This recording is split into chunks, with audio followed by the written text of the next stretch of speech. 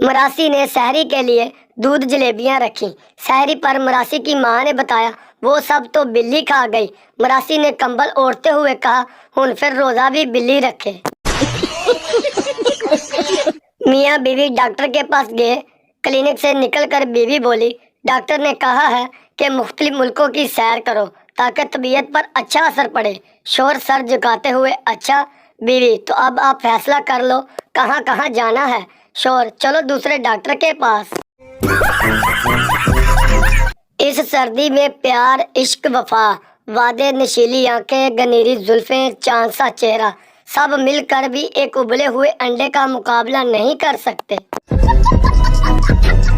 नाई की आंखों में भी आंसू आ गए जब एक मजलूम शोहर ने इससे कहा भाई बाल इतने छोटे कर दो कि बीवी के हाथ में ना आ सके। जुबान और दांतों में किसी बात पर झगड़ा हो गया।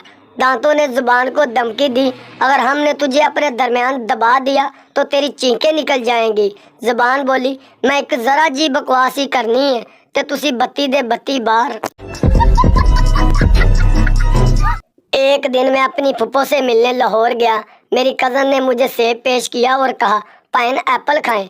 मैं बहुत हैरान हुआ। आखिर कुछ देर के गौर व फिक्र के बाद समझ आया कि इसका मतलब था भाई सेब खाएं। बूढ़े मियाँ बीवी ने अपनी सेहत बहाल रखने के लिए रोजाना 2 मील पैदल चलने का प्रोग्राम बनाया। चनाचा वो सुबह पैदल चले। 1 मील ही चले थे कि दोनों बहुत थक गए। बूढ़े ने बीवी से पूछा तुम थक तो नहीं गई? बीवी बहुत थक गई थी लेकिन शोहर की हमदर्दी देखकर बोली नहीं तो अभी मैं 2 मील और चल सकती हूँ। इस पर बूढ़े ने कहा वापस घर जाओ और कार लेकर आओ, मैं बहुत थक गया हूँ।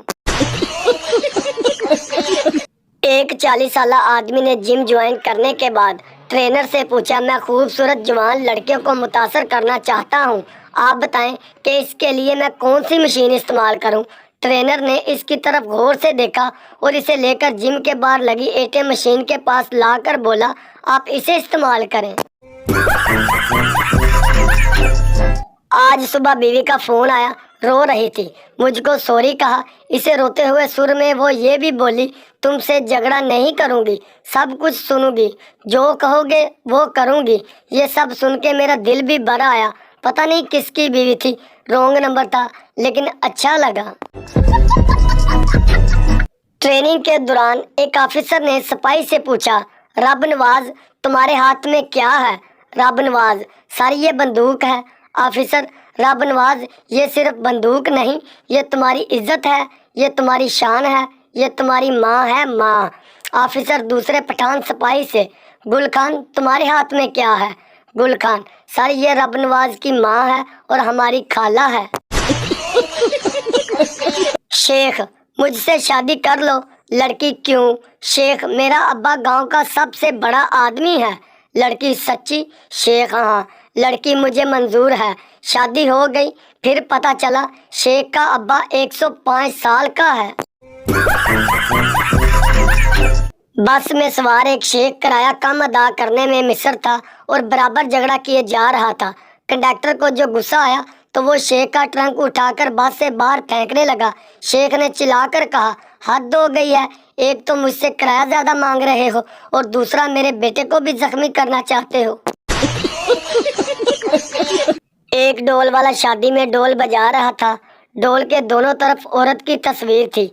ये देखकर एक बुजुर्ग ने इससे पूछा खूबसूरती के पुजारी लगते हो।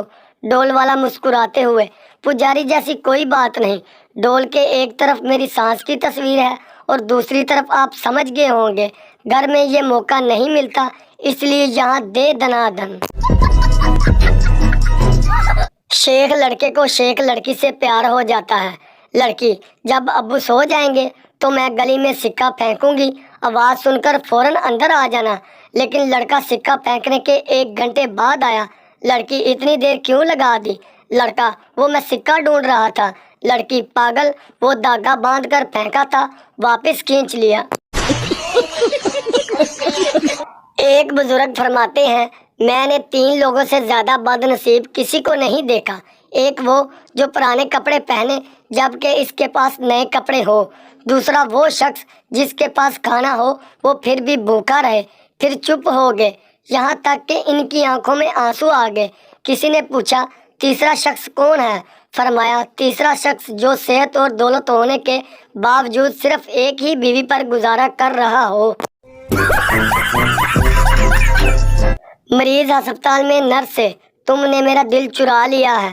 نرس شرماتے ہوئے، چل جھوٹے، ہم نے دل نہیں گردہ چرایا ہے۔